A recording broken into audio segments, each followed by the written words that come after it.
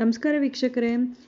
ತುಂಬ ಜನ ಈಗ ರೆವಿನ್ಯೂ ಸೈಟ್ಗಳನ್ನ ತೆಗೆದುಕೊಂಡು ಮೋಸ ಹೋಗ್ತಾ ಇರೋದು, ಸರ್ಕಾರ ಒತ್ತುವರಿ ಮಾಡ್ಕೋತಾ ಇರೋದನ್ನ ನೋಡಿ BDA, BMRDA ಅಥವಾ ರೇರಾ ಅಪ್ರೂವ್ಡ್ ಇರೋವಂಥ ಸೈಟ್ಗಳನ್ನ ತೊಗೋಬೇಕು ಅಂತೇಳಿ ಮನಸ್ಸು ಮಾಡ್ತಾ ಇದ್ದಾರೆ.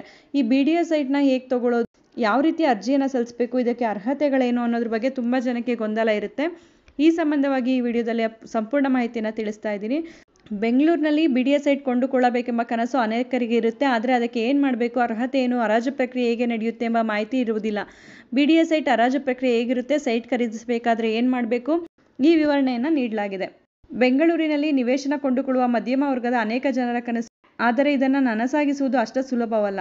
ರಾಜ್ಯ ರಾಜಧಾನಿಯಲ್ಲಿ ನಿವೇಶನಗಳ ಬೆಲೆ ಗಗನಕ್ಕೇರುವ ಈ ಸಂದರ್ಭದಲ್ಲಿ ಖಾಸಗಿ ಸೈಟ್ಗಳನ್ನು ಕೊಂಡುಕೊಳ್ಳುವುದು ಸುಲಭವೂ ಅಲ್ಲ, ದಾಖಲೆ ಇನ್ನಿತರ ವಿಚಾರಗಳ ದೃಷ್ಟಿಯಿಂದ ಅಷ್ಟು ಸರಳವೂ ಅಲ್ಲ. ಹಾಗಾದರೆ ಬೆಂಗಳೂರು ಅಭಿವೃದ್ಧಿ ಪ್ರಾಧಿಕಾರ ಅಭಿವೃದ್ಧಿಪಡಿಸಿರುವ ಸೈಟ್ಗಳನ್ನು ಕೊಂಡುಕೊಳ್ಳಬೇಕಾದರೆ ಯಾವ ರೀತಿಯಾಗಿ ಅದನ್ನು ತೆಗೆದುಕೊಳ್ಬೇಕು ಅಂದರೆ, BDA ನಿವೇಶನವನ್ನು ಯಾರೆಲ್ಲ ಖರೀದಿ ಮಾಡ್ಬೋದು ಅನ್ನೋದನ್ನು ತಿಳಿಸ್ತಾ ಇದ್ದೀನಿ.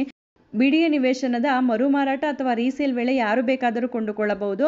ಆದರೆ ಹರಾಜು ಪ್ರಕ್ರಿಯೆ ಮೂಲಕ ಮಾರಾಟ ಮಾಡಲಾಗುವ BDA ಸೈಟನ್ನು ಭಾರತೀಯ ನಾಗರಿಕ ಮಾತ್ರ ಖರೀದಿಸಬಹುದಾಗಿರುತ್ತೆ.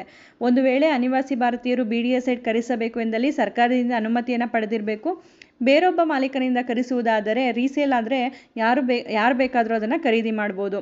ಡೈರೆಕ್ಟಾಗಿ ನೀವು BDAಯಿಂದನೇ ತೆಗೋಬೇಕು ಅಂತ ಹೇಳಿದಾಗ, ಅಂದರೆ ಹರಾಜು ಪ್ರಕ್ರಿಯೆ ಮೂಲಕ ಅವರು ಭಾರತೀಯ ನಾಗರಿಕರಾಗಿರಬೇಕು ಅಂತೇಳಿ ಒಂದು ಕಂಡೀಷನ್ ಇರುತ್ತೆ.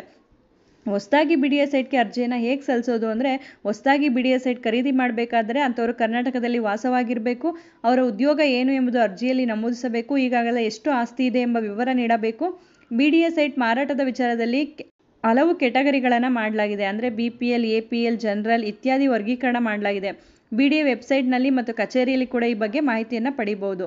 ಈ ಒಂದು ನಿವೇಶನದ ಖರೀದಿಗೆ ಅರ್ಜಿಯನ್ನು ಹೇಗೆ ಸಲ್ಲಿಸೋದು ಅಂದರೆ, ನಿವೇಶನದ ಖರೀದಿಗೆ ಅರ್ಜಿ ಸಲ್ಲಿಸಿದ ಬಳಿಕ ಅಂಚೆಯ ಮೂಲಕವೇ BDA ಸಂವಹನ ನಡೆಸುತ್ತೆ. 2 ಬಾರಿ 3 ಬಾರಿ ಅರ್ಜಿ ಸಲ್ಲಿಸಲು ಅವಕಾಶಗಳಿವೆ.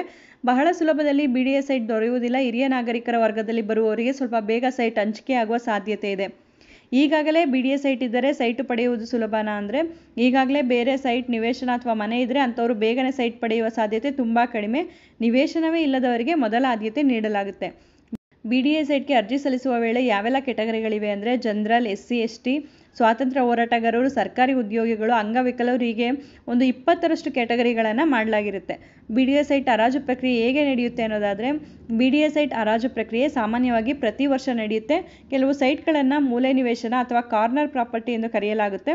ಇವುಗಳನ್ನು ಮೊದಲು ಹರಾಜಿಗೆ ಹಾಕ್ತಾರೆ. ಅಂದರೆ ಕಮರ್ಷಿಯಲ್ ಸ್ಪೇಸ್ ಅಂತ ಮತ್ತೊಂದು ವಿಭಾಗ ಇರುತ್ತೆ, ಅದನ್ನು ಕೂಡ ಹರಾಜು ಮೂಲಕ ಮಾರಾಟ ಮಾಡಲಾಗುತ್ತೆ. ಇದರಿಂದ BDAಗೆ ಹೆಚ್ಚು ಆದಾಯ ದೊರೆಯುತ್ತೆ. ಅಂದರೆ ನಾರ್ಮಲ್ ಸೈಟ್ಗಿಂತ ಇದ್ರ ವ್ಯಾಲ್ಯೂ ಹೆಚ್ಚಿಗೆ ಇರುತ್ತೆ. BDA ಸೈಟ್ ಹರಾಜಿನ ಹಂತಗಳು ಯಾವ ರೀತಿ ಇರುತ್ತೆ ಅನ್ನೋದಾದರೆ, ಮೊದಲು BDA ಅಧಿಸೂಚನೆಯನ್ನು ಹೊರಡಿಸುತ್ತೆ, ಪತ್ರಿಕೆಗಳಲ್ಲಿ ಜಾಹೀರಾತನ್ನು ನೀಡುತ್ತೆ, BDA ವೆಬ್ಸೈಟಲ್ಲಿ ಕೂಡ ಪ್ರಕಟಣೆಯನ್ನು ನೀಡುತ್ತೆ. ಎಲ್ಲಿ ನಿವೇಶನ ಇದೆ ಎಂಬ ಬಗ್ಗೆ ಗೂಗಲ್ ಮ್ಯಾಪ್ನಲ್ಲಿ ಮಾಹಿತಿಯನ್ನು ನೀಡ್ತಾರೆ. ನಿವೇಶನ ಖರೀದಿಸುವ ಇಚ್ಛೆ ಉಳ್ಳವರು ಆ ಜಾಗಕ್ಕೆ ಹೋಗಿ ಪರಿಶೀಲಿಸಬೇಕಾಗುತ್ತೆ. ಆಯ್ಕೆ ಮಾಡಿದ ನಿವೇಶನದ ಮೇಲೆ ಮೂಲ ಬೆಲೆ ಅಂದರೆ ಬೇಸಿಕ್ ರೇಟನ್ನು ನಿಗದಿ ಮಾಡಿರ್ತಾರೆ. ಈ ಮೂಲ ಬೆಲೆಗಿಂತ ಹೆಚ್ಚು ದರಕ್ಕೆ ಬಿಡ್ ಮಾಡಿ ನಿವೇಶನವನ್ನು ಖರೀದಿಸ್ಬೋದು. ನೀವು ಎಷ್ಟು ಬಿಡ್ ಮಾಡ್ತೀರಾ ಅನ್ನೋದ್ರ ಮೇಲೆ ಈ ಒಂದು ಸೈಟ್ಗಳನ್ನ ಹರಾಜು ಮೂಲಕ ತೊಗೋಬೋದು. ಅಂದರೆ ಈಗ ಒಂದು ಪ್ರಾಪರ್ಟಿಗೆ ಬೇಸಿಕ್ ರೇಟ್ ಇರುತ್ತೆ, ನೀವು ಅದ್ರ ಮೇಲೆ ಎಷ್ಟನ್ನು ಕೂಗ್ತೀರಾ, ಇದು ಆನ್ಲೈನಲ್ಲಿ ಆಗುವಂಥದ್ದು. ಇದನ್ನು ನೀವು ಈ ರೀತಿಯಲ್ಲಿ ಪಡ್ಕೋಬೋದಾಗಿರುತ್ತೆ. BDA ಸೈಟ್ ಖರೀದಿಗೆ ಯಾವೆಲ್ಲ ದಾಖಲೆಗಳು ಬೇಕು ಅನ್ನೋದಾದರೆ, ಆಧಾರ್ ಕಾರ್ಡ್, ಪ್ಯಾನ್ ಕಾರ್ಡ್, ಬ್ಯಾಂಕ್ನ ವಿವರಗಳು, ವಿಳಾಸ ಮತ್ತು ಪ್ರೊಕ್ಯೂರ್ಮೆಂಟ್ IDಯನ್ನು ಕೊಡಬೇಕಾಗುತ್ತೆ. BDA ಸೈಟ್ ಅಂದರೆ BDA ಒಂದಿಷ್ಟು ಜಾಗವನ್ನು ಖರೀದಿ ಮಾಡಿ ಅಭಿವೃದ್ಧಿಪಡಿಸಿ ನಿವೇಶನಗಳನ್ನಾಗಿ ಪರಿವರ್ತಿಸಿ BBMPಗೆ ಹಸ್ತಾಂತರಿಸುತ್ತೆ. ಇಲ್ಲಿ BDA ಹಾಗೂ BBMP ನಿಯಮಗಳು ಈ ಸೈಟ್ಗಳಿಗೆ ಅನ್ವಯ ಆಗುತ್ತೆ. ಖರೀದಿಸಿದ ನಂತರ ಖಾತಾ ಮಾಡಿಕೊಳ್ಳುವುದು ಬಹು ಮುಖ್ಯವಾಗಿದೆ. ಇವಾಗ ಈ ಖಾತಾವನ್ನು ಕಡ್ಡಾಯಗೊಳಿಸಲಾಗಿದೆ.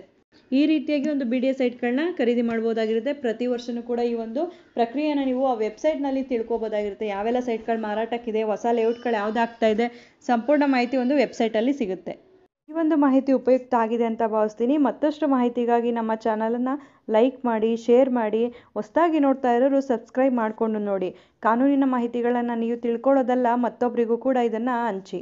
ಧನ್ಯವಾದಗಳು.